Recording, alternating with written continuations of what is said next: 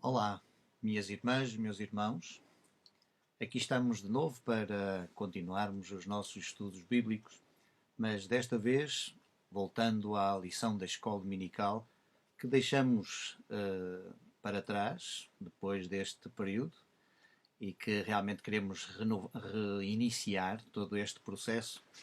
E a última lição em que nós ficamos foi precisamente a lição número 8 da nossa revista da escola dominical e que trata do tema valorizado. E o texto encontra-se precisamente em Deuteronômio, capítulo 5, versículo 17, que é aquele versículo que fala sobre o não matarás. E depois, voltando para Deuteronômio, capítulo 19, versículos 4 a 13, embora nós devemos ler o texto todo. E o autor da revista procura, de facto, fazer esta relação destes dois textos, Deuteronômio 5:17, que faz parte do Decálogo, isto é, dos 10 mandamentos, com depois o texto que se encontra no capítulo 19. Ora, o objetivo, sem dúvida nenhuma, é falar sobre o valor da vida e como é importante que nós saibamos que qualquer vida tem um imenso valor, de facto, para Deus. No entanto, nós precisamos então de ler o texto bíblico e nós vamos fazê-lo. Eu vou ler a versão que tenho habitualmente e aqueles que quiserem acompanhar, depois de termos já falado que o texto de 5:17 é o texto que fala então do mandamento, não matarás. E agora vamos pegar no texto de Deuteronômio, capítulo 19. Eu vou iniciar no versículo 1 porque só fará sentido todo o texto e compreender o resto tem a ver precisamente com o início do capítulo 19. E diz assim: Quando o Senhor teu Deus desarraigar as nações cuja terra ele te dá, e tu as desapossares e morares nas suas cidades e nas suas casas, designarás para ti no meio da terra que o Senhor teu Deus te dá para a possuires 3 cidades. Preparar-lhes-ás caminhos, e partirás em 3 os termos da tua terra que o Senhor teu Deus te dará em herança. Isto será para que todo homicida se acolha nessas cidades. Este, pois, é o caso no tocante ao homicida, que se acolher ali para que viva.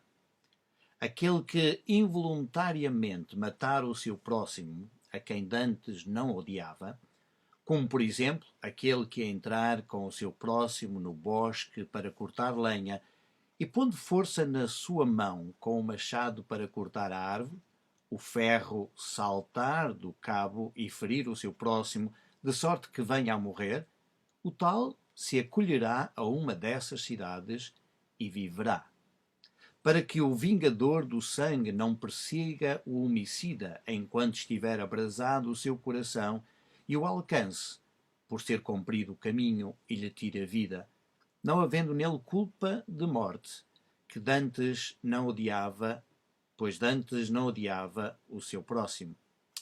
Pelo que eu te dou esta ordem: 3 cidades designarás para ti. E se o Senhor teu Deus dilatar os teus termos como jurou a teus pais, e te der toda a terra que prometeu dar a teus pais, quando guardares para o cumprires todo este mandamento que eu hoje te ordeno, de amar o Senhor teu Deus e de andar sempre nos seus caminhos, então acrescentarás a estas 3 mais 3 cidades, para que não se derrame sangue inocente no meio da tua terra, que o Senhor teu Deus te dá por herança, e não haja sangue sobre ti. Mas se alguém odiando o seu próximo e lhe armando ciladas se levantar contra ele e o ferir de modo que venha a morrer, e se acolher a alguma destas cidades, então os anciãos da sua cidade, mandando tirá-lo dali, o entregarão nas mãos do vingador de sangue, para que morra. O teu olho não terá piedade dele, antes tirarás de Israel o sangue inocente, para que te vá bem.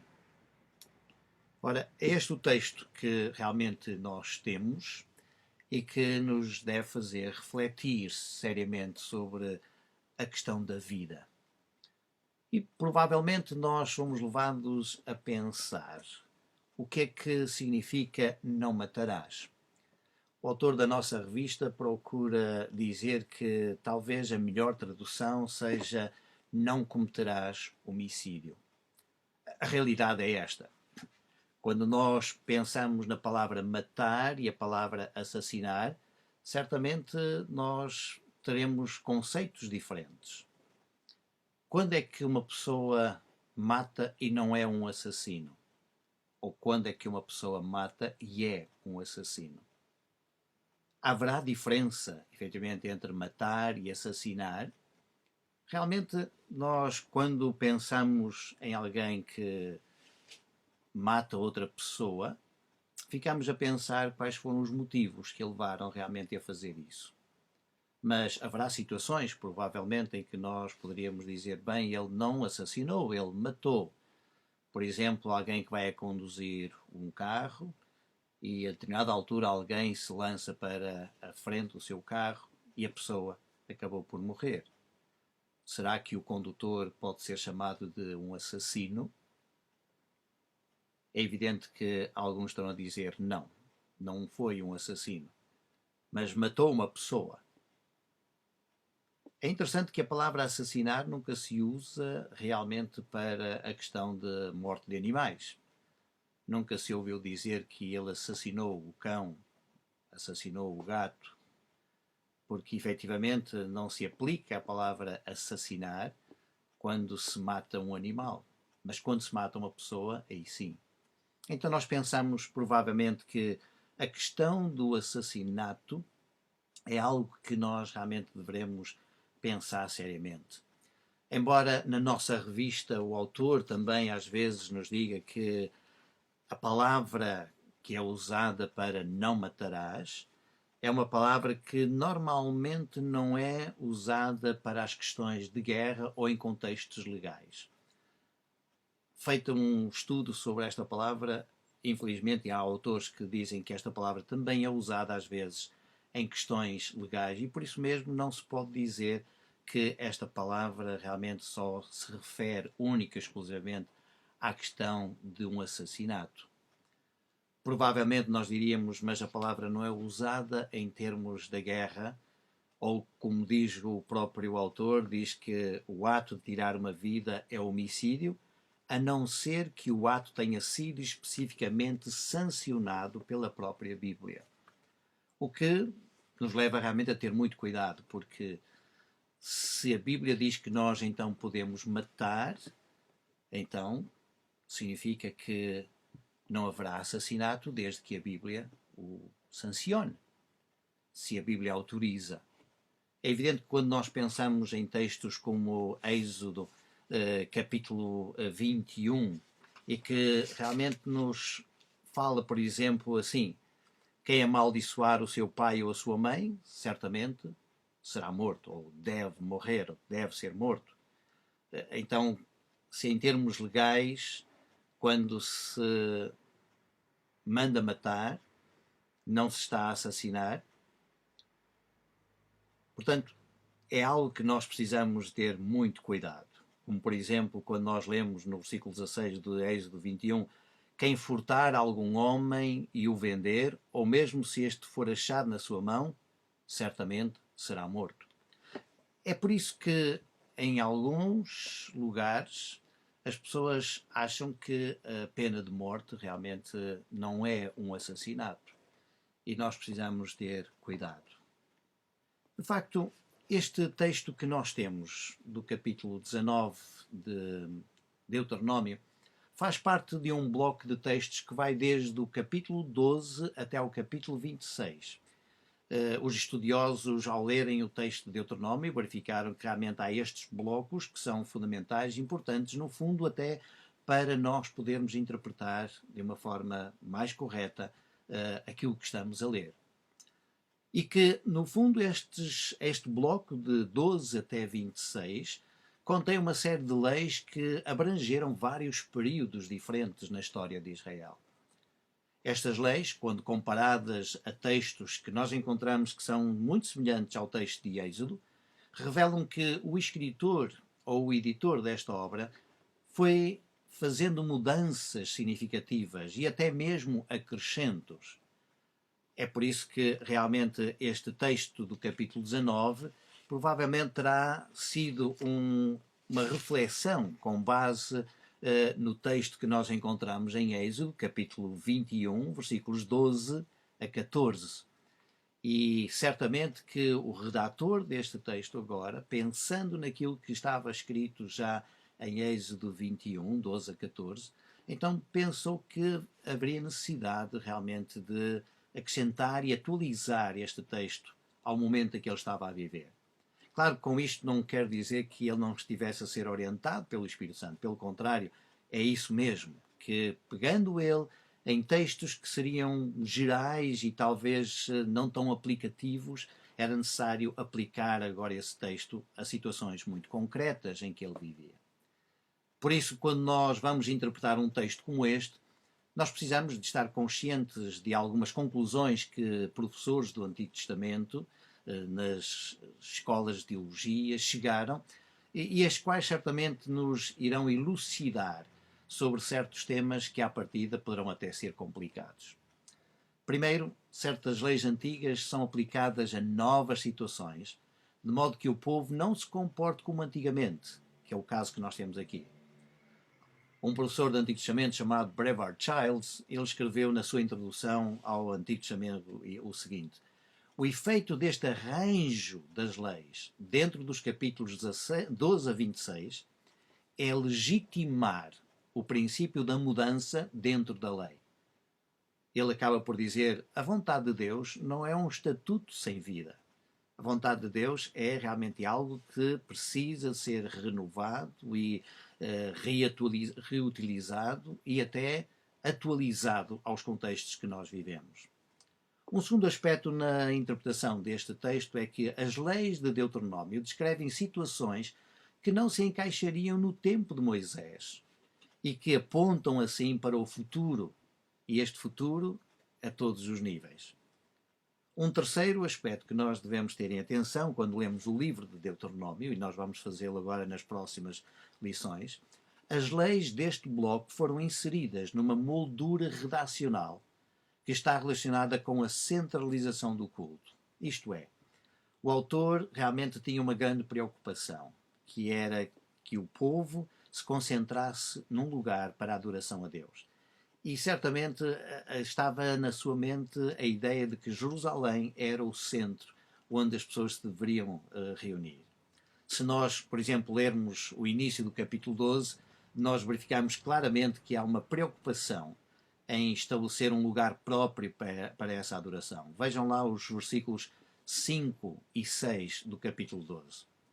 Mas depois, quando nós chegamos ao capítulo 26, nós temos exatamente estas palavras no final, e vou ler a partir do versículo 17 que diz: hoje declaraste ao Senhor que Ele te será por Deus, e que andarás nos seus caminhos, e guardarás os seus estatutos, os seus mandamentos e os seus preceitos, e darás ouvidos à sua voz. Outro sim, o Senhor hoje te declarou que lhe serás por seu próprio povo, como te tem dito, e que deverás guardar todos os seus mandamentos, para assim te exaltar em honra, em fama e em glória sobre todas as nações que criou, e para que sejas um povo santo ao Senhor teu Deus, como ele disse. Ora, é precisamente neste contexto que nós precisamos de interpretar sempre os textos nesta sua generalidade. Por isso, todo o livro de Deuteronômio realça que a aliança de Deus não está presa a uma história no passado. A promessa de Deus para o seu povo continua a perspectivar sempre o futuro. Ao mesmo tempo, este livro ensina-nos que a lei de Deus exige uma resposta de compromisso. Sim, Deus quer que a pessoa assuma verdadeiramente esse compromisso. E esse compromisso é como nós podemos encontrar logo no início do texto, praticamente no capítulo 6 de Deuteronômio. Amarás ao Senhor teu Deus de todo o teu coração, de toda a tua alma e de todas as tuas forças. E depois ainda continua a dizer, e não te esqueças de as ensinar aos teus filhos e aos filhos dos teus filhos e certamente às gerações seguintes. E é isso que nós precisamos de entender, então, para este texto. Claro que o capítulo 19 começa desta forma.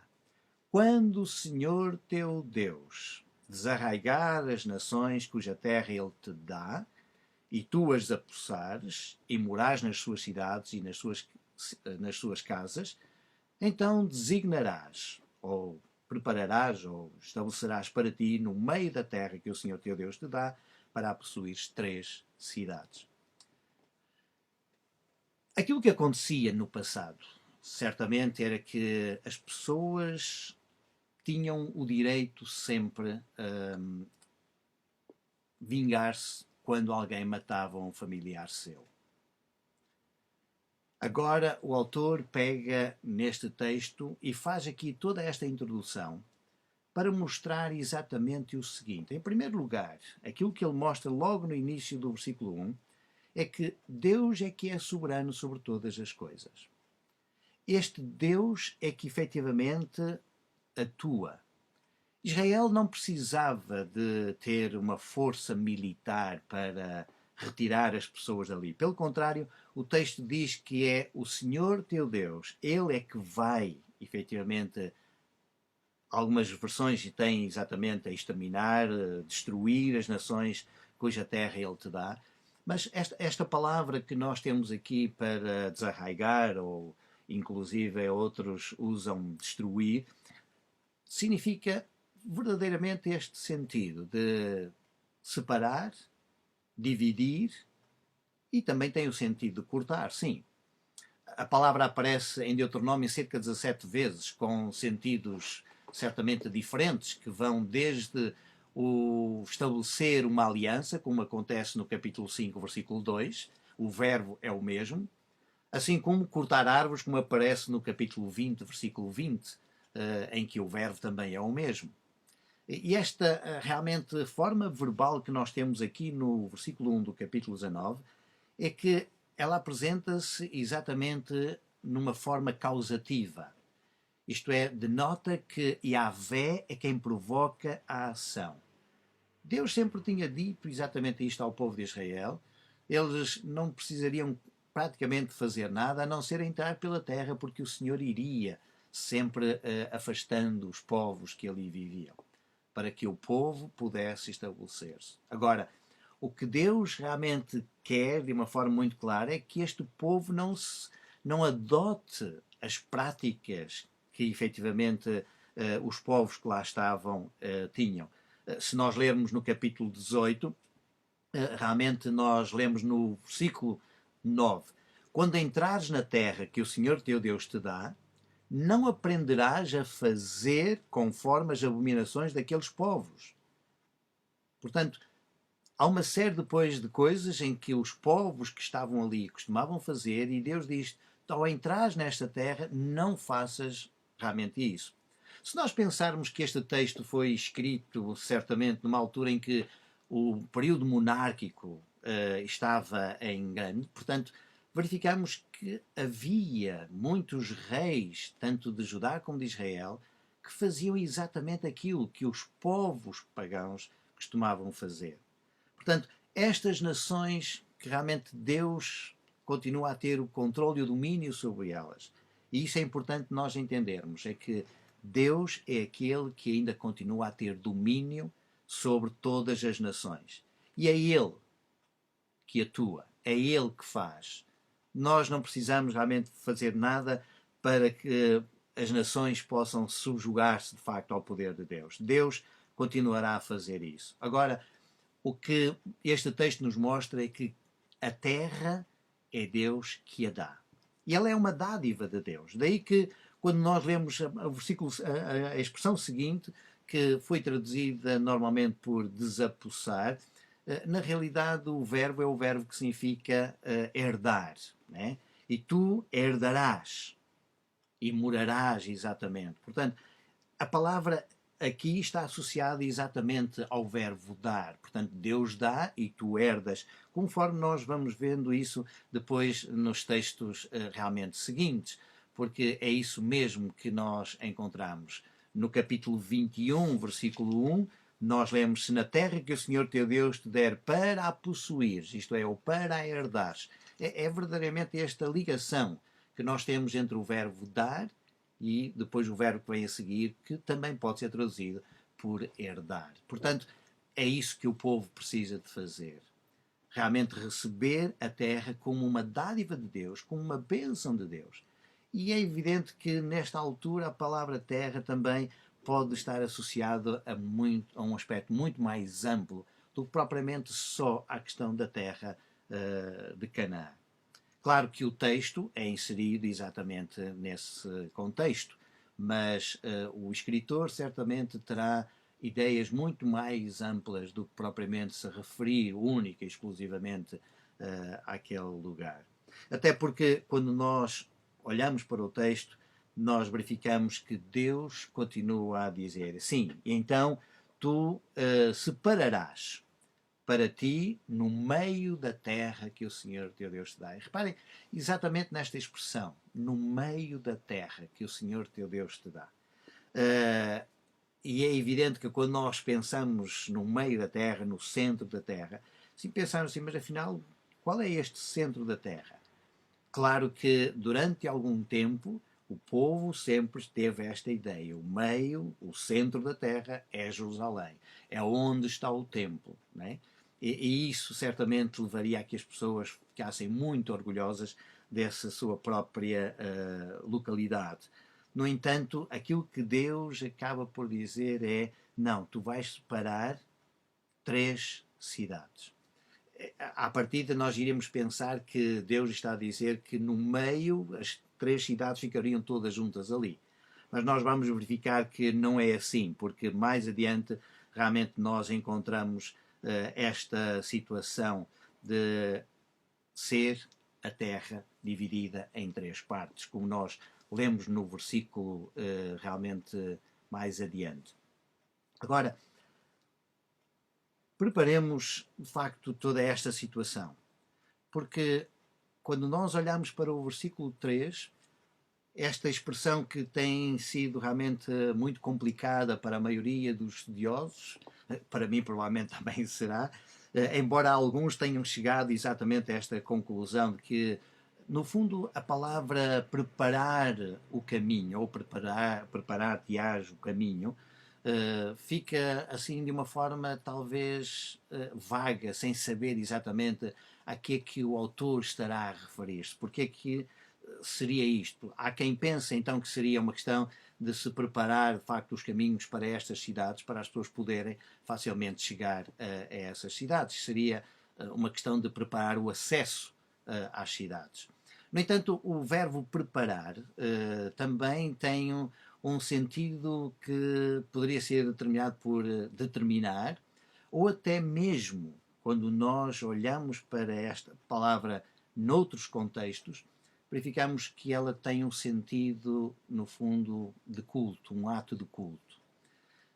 Em Israel havia a concepção de que a participação no culto, na adoração, era ao mesmo tempo uma preparação para a vida em termos morais.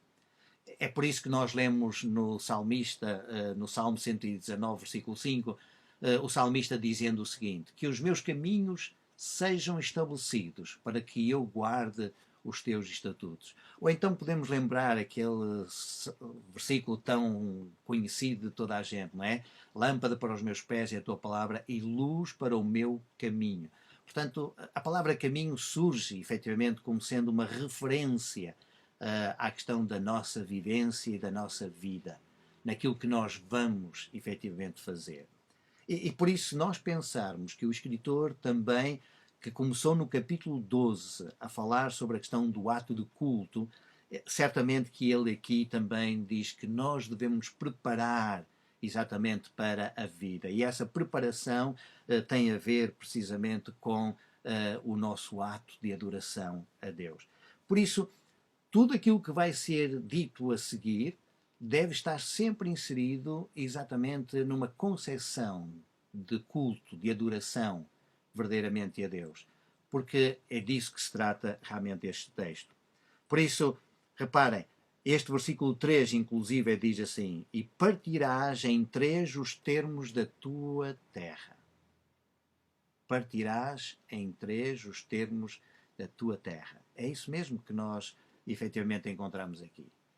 Reparem quão importante é olhar para este texto e verificar que, afinal, Deus acaba por dizer, sim, não há propriamente dito só uma concentração em Jerusalém ou naquele centro realmente da terra, mas a própria terra deveria ser dividida em três partes. E no fundo, aquilo que nós sabemos é que o número 3 traz também um certo simbolismo, uma carga simbólica no texto bíblico tantas vezes, e que nos fala de plenitude, fala-nos exatamente de abrangência, porque o 3 fala-nos de princípio, meio e fim. E é precisamente nesse princípio, meio e fim que nós encontramos realmente essa plenitude. E aqui nós verificamos que há este objetivo. Dividir a Terra em três partes, seria a parte norte, a parte centro e a parte sul. Aliás, nós vamos verificar que este texto também acaba por ser reformulado e ser desenvolvido quando nós lemos o texto de Números, capítulo 35, versículo 6 a 34, porque ali sim nós vemos que este texto é muito mais amplo, inclusive até descreve exatamente quais são as cidades e o lugar onde essas cidades realmente deveriam estar. E depois verificamos que a sua concretização, propriamente dito, já aparece em Josué, no capítulo 20, versículos 1 a 9, em que nós verificamos essa concretização. É interessante realmente nós olharmos para este texto e vermos como Deus, afinal, coloca o seu povo exatamente num contexto de verdadeira adoração. A nossa revista leva-nos então para este aspecto, porque no fundo isto não se trata de questões de aborto ou de eutanásia ou o que quer que seja. O texto fala claramente sobre a morte que nós podemos impor de facto a outras pessoas. E quando nós olhamos para este texto, dos versículos 4 até ao versículo 7, nós iríamos pensar, será que aqui se trata efetivamente da questão da graça, em que Deus, pela sua graça, estabelece cidades de refúgio para aquele que involuntariamente matasse outra pessoa? E será que é só essa a questão fundamental? É se a pessoa matou involuntariamente? Claro que nós temos exemplos aqui muito concretos. Aquele que matar involuntariamente o seu próximo, e que, portanto, não fazia parte, efetivamente, de ódio que fosse, não é? No entanto, realmente nós encontramos aqui este aspecto. O aspecto de, em determinadas situações, há acidentes. Esses acidentes, de facto, de acordo com o próprio contexto histórico daquela altura, mesmo que fosse por um acidente, haveria então este aspecto de o vingador, né?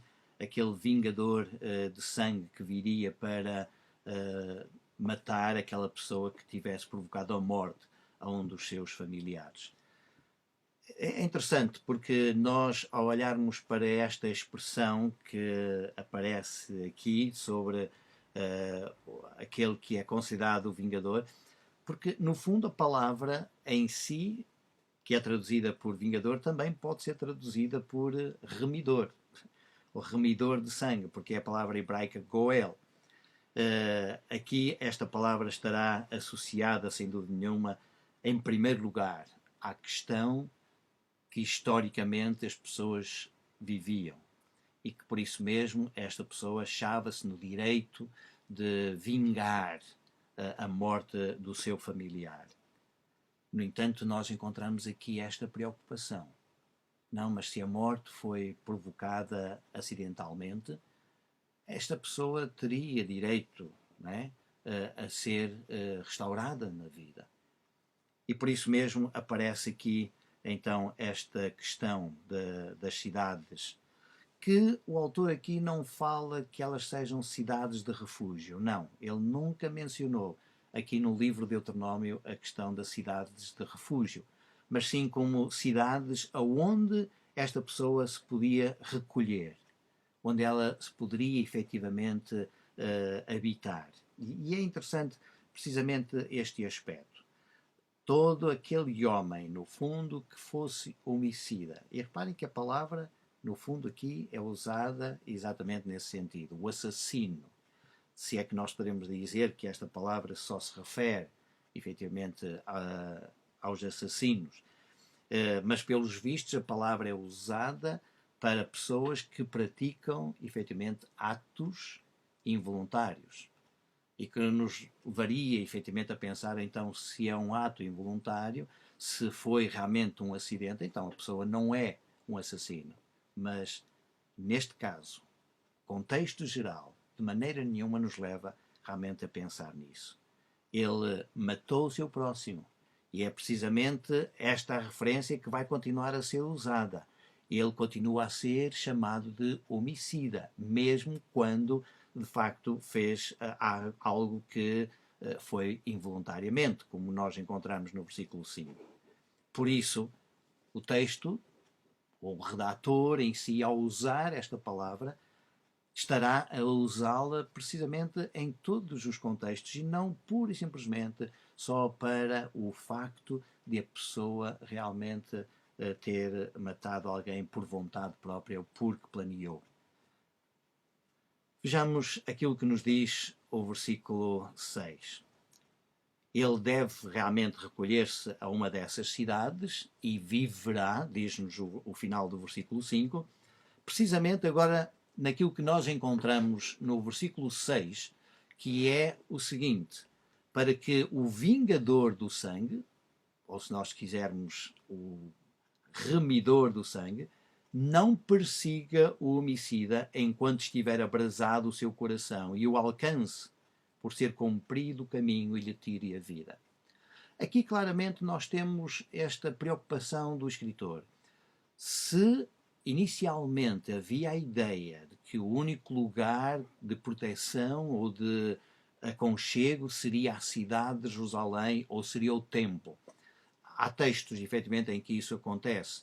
Nós lembramos o caso, por exemplo, em 1 de Reis, no capítulo 1, quando Salomão começou a governar, dois homens realmente utilizaram o templo e foram para o altar e agarraram-se às pontas do altar para não serem mortos. Portanto, havia aquele conceito que quem estivesse agarrado exatamente às pontas do altar, então nunca poderia ser morto ali. No entanto, o texto lá em Reis mostra-nos que a determinada altura Salomão mandou matar mesmo a pessoa ali agarrada exatamente às pontas do altar. A pessoa pensava que estava segura ali. E esse era um conceito que realmente havia no contexto da história de Israel. O redator de Deuteronômio, de facto, acaba por nos dizer: vejam que nestas situações em que uma pessoa poderia procurar refúgio ou pelo menos acolhimento num determinado sítio, se ela se estivesse a viver no norte e tivesse que ir até Jerusalém para se agarrar, provavelmente no caminho longo, como nos diz o versículo 6, não é? Por ser comprido o caminho, às tantas, o tal vingador do sangue poderia apanhá-lo e então matá-lo. Então há realmente aqui uma preocupação em salvaguardar estas situações. Por isso é que deveria de haver uma cidade no norte, deveria de haver uma cidade no centro e uma cidade exatamente no sul, para que efetivamente a pessoa tivesse possibilidade, no fundo, de encontrar a verdadeira justiça para o seu ato. É evidente que aqui está constantemente esta preocupação. A justiça. Quando é que se pratica efetivamente justiça? E o que é que será efetivamente justo praticar nesta altura? Portanto, a pessoa realmente que não tinha odiado o seu próximo e que tinha praticado um ato em que ele é considerado realmente homicida, mas ele tem esta possibilidade de facto de fugir para essas cidades e se refugiar ali. E é precisamente por isso que nós acabamos por verificar no versículo 7. Pelo que eu te dou esta ordem, 3 cidades designarás para ti. Novamente esta repetição do número 3. 3 cidades. Agora, a partir do versículo 8, nós temos, de facto, uma outra preocupação. E a preocupação é saber se efetivamente acontecer algo que extravasa efetivamente a questão do território de Canaã, ou pelo menos relacionado com o povo de Israel. E é interessante porque nós sabemos que a determinada altura, antes da entrada, determinadas tribos quiseram ficar do lado de cá do Jordão. E é aquilo que nós realmente temos agora aqui, uma preocupação assim. Mas se o Senhor teu Deus dilatar os teus termos, mais uma vez, reparem, não é uma questão de o povo conquistar mais terras. É sempre esta questão, assim, é Deus que te dá esta oportunidade de até da terra ser dilatada. E por isso mesmo, se Deus dilatar os teus termos, como jurou a teus pais, e te der a terra que prometeu dar a teus pais, e agora é importante, esta dilatação só será possível se efetivamente as pessoas guardarem os mandamentos que Deus lhes ordena. E se nós pensarmos exatamente neste mandamento, é o mandamento de não matarás, então estará implícito neste texto ao mesmo tempo essa questão. Até onde é que efetivamente as pessoas podem ir? Não, as pessoas não podem ir até lado nenhum. As pessoas, pura e simplesmente, têm que acatar o mandamento de Deus e obedecer a esse mandamento de Deus.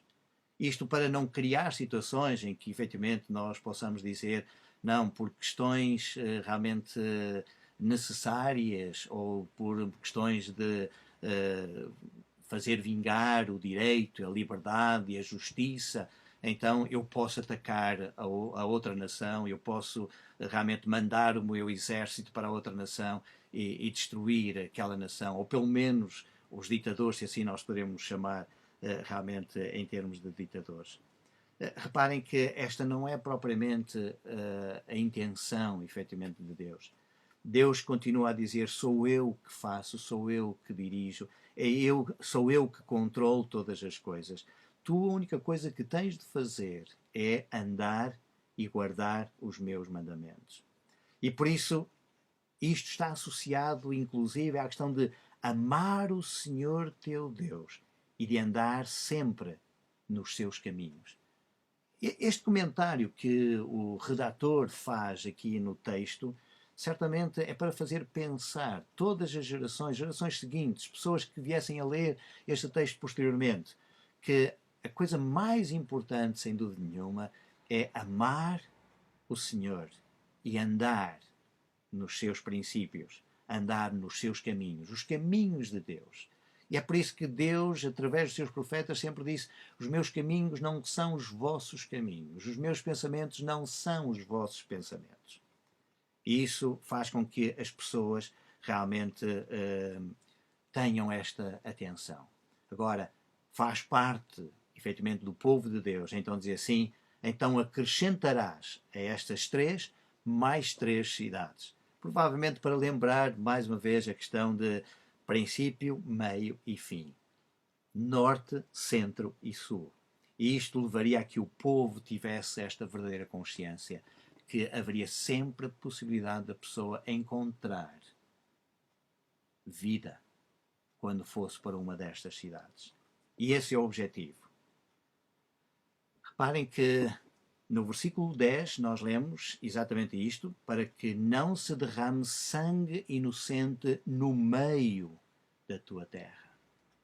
No meio. E certamente que a palavra meio aqui não se refere só à questão de estar no centro, mas é realmente a questão de estar na essência da terra. A terra não deveria ser contaminada, efetivamente, com sangue. Por isso, todos os atos de guerra, todos os atos que levam à morte o nosso próximo, todos esses atos são condenados, efetivamente, por Deus. E não haverá nenhum outro em que nós possamos realmente dizer, afinal, aqui nestas condições eu posso matar, porque a lei me autoriza a matar. Realmente, e concordo efetivamente com o autor da revista, não é pelo facto de haver uma lei que diga que nós podemos matar que nos habilita, sem dúvida nenhuma, a matar. Pelo contrário, aquilo que Deus diz. E é por isso que eu estou plenamente convencido que o texto bíblico nunca sanciona o ato de matar. Nunca. E aquilo que é central no texto bíblico é precisamente isso. E por isso, quando nós interpretamos este texto, temos que o interpretar exatamente no seu contexto geral, no seu aspecto global e aquilo que o texto bíblico efetivamente nos ensina. E tudo se deve subjugar, sem dúvida nenhuma, à lei que Deus estabeleceu. Não matarás. E não precisamos, nem podemos de maneira nenhuma estar aqui a arranjar justificações ou justificativas para determinados atos que nós pensamos que podemos praticar. Por isso, para que não se derrame sangue inocente, porque o Senhor teu Deus te dá esta terra por herança, e que não haja então sangue sobre ti.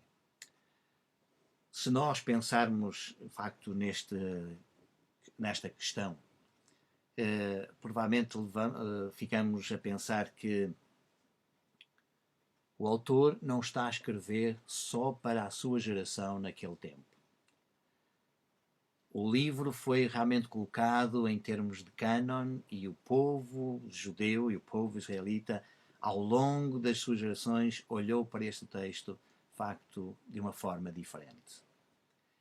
Embora alguns pensassem que poderiam realmente usar a violência como uma forma de buscarem a sua liberdade, buscarem o seu direito à adoração, e nós sabemos que isso aconteceu na história de Israel, na história do povo judeu, várias vezes com o levantamento de determinados grupos que achavam que poderiam fazer isso. Mas o objetivo realmente de Deus continua sempre a ser este. Não quer, de maneira nenhuma, que haja sangue inocente sobre a terra. E quando nós pensamos neste sangue inocente, e agora não poderíamos só pensar na questão daquele que matou acidentalmente o outro e que o remidor ou o vingador de sangue viria então com toda a sua fúria, com toda a sua ira, matar de facto a pessoa.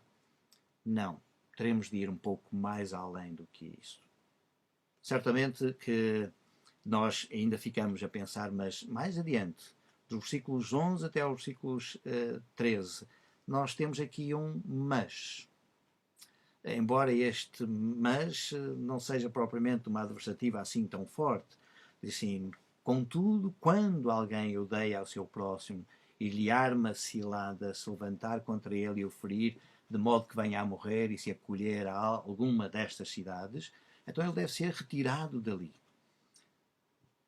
Há sem dúvida nenhuma esta questão. Muitas pessoas às vezes usam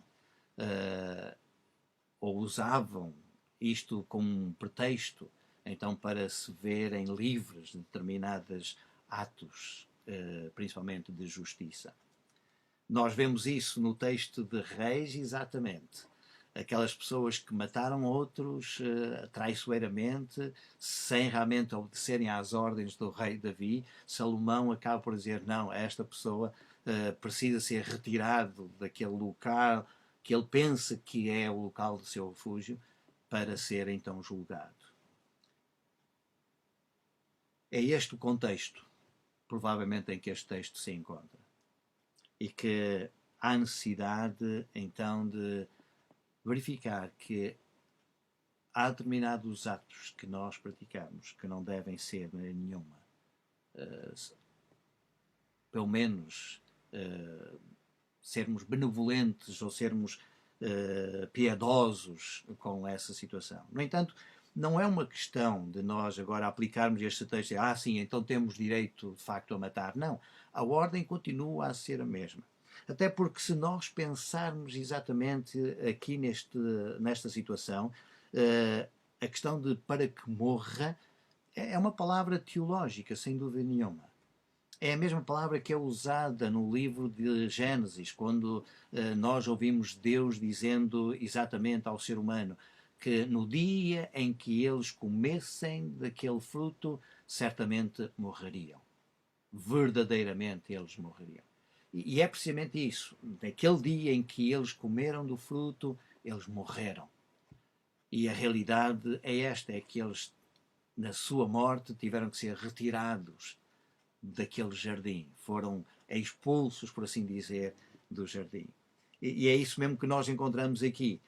O ser retirado destas cidades, que à partida seriam cidades de acolhimento, cidades que levariam as pessoas a viverem, ele viverá, como nós encontramos exatamente no final do versículo 5, e agora não é permitido realmente que isso aconteça. Aliás, a santidade de Deus, efetivamente, não permite que nós, pecadores, possamos estar em lugares que, à partida, nós pensaríamos, eu aqui estou salvo.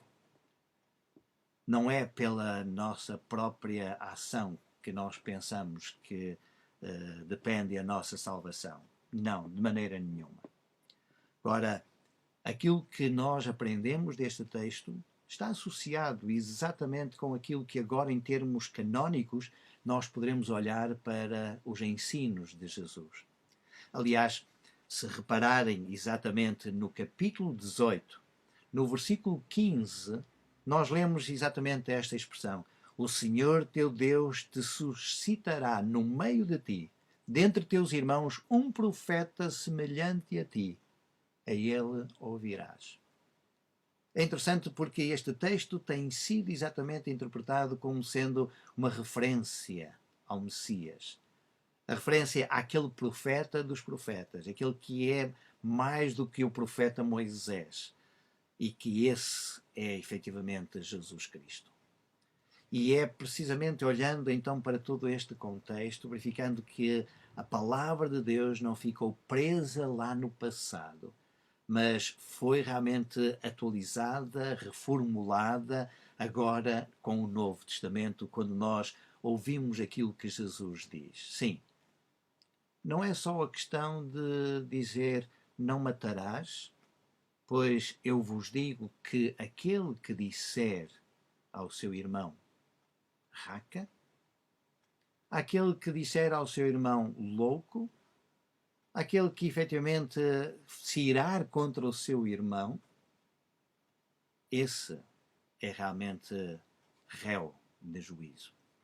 E, portanto, Jesus pega exatamente em toda esta lei que foi atualizada ao longo dos tempos e que Deus, com o seu Espírito, foi levando as pessoas a tomar consciência exatamente daquilo que se deveria fazer, que agora nós encontramos em Jesus verdadeiramente isto. É evidente que só em Jesus nós encontramos o verdadeiro refúgio para vivermos, porque todos nós também estaríamos condenados, e estamos condenados, efetivamente, a uma outra morte, que é vivermos sempre separados de Deus para todo o sempre. Mas em Cristo nós temos esta possibilidade. Por isso, aquilo que nós também verificamos é que muitas vezes a morte provocada no outro não é só uma questão de o fazermos com um ferro, ou com um pau, ou com uma arma. Jesus ensinou-nos claramente que através de palavras nós podemos estar a matar o nosso irmão. Há palavras que levam realmente, ou como nós costumamos dizer, há palavras que matam mais do que uma bala. E é isso que nós precisamos ter em atenção. O texto bíblico fala-nos não só desta questão que no passado havia, em que as pessoas procuravam utilizar os seus próprios meios ou as suas próprias mãos para se vingarem e para fazerem justiça, e que Deus vai, através dos tempos, realmente mostrando e clarificando cada vez mais que isso está errado, até que chega à pessoa de Jesus, à revelação suprema de Deus, em que nós encontramos exatamente estas palavras. Já não é só com a questão de matar com ferro, porque Jesus acaba por dizer que quem com ferro mata, com ferro morre. Mas Jesus acaba por dizer exatamente que as palavras também matam. E nós podemos estar a matar o nosso próximo com palavras.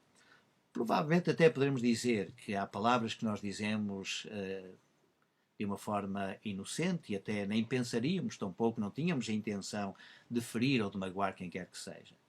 Mas é por isso mesmo que nós encontramos, no fundo, em Jesus Cristo, exatamente esta questão de podermos viver através da remissão que Ele faz por cada um de nós. Mas quando nós, efetivamente, o fazemos intencionalmente, quando nós dizemos e proferimos palavras com o objetivo, com aquela preocupação em ferir exatamente o outro, então aí sim, nós precisamos ter cuidado. Porque provavelmente se nós permanecermos nessa nossa teimosia em continuar a fazer isso, nós estaremos condenados. E a nossa condenação será realmente terrível. Não queiramos, de facto, uma coisa dessas. Pensemos que aquilo que nós dizemos do outro, ou acerca do outro, ou para o outro, pode ser realmente uma arma dirigida e que mata. E nós devemos usar as palavras que o texto bíblico nos ensina. Amarás ao Senhor teu Deus e ao teu próximo como a ti mesmo. Ficamos por aqui. Se houver ainda alguma outra pergunta que queiram fazer, nós esperaremos realmente, ou essas dúvidas que tenham, que fiquem para outra situação. Desta vez já não posso dizer que o professor seguinte irá explicar as perguntas que tenham, mas eu estarei sempre disponível para responder a qualquer dúvida ou qualquer pergunta que tenham. Que Deus vos abençoe.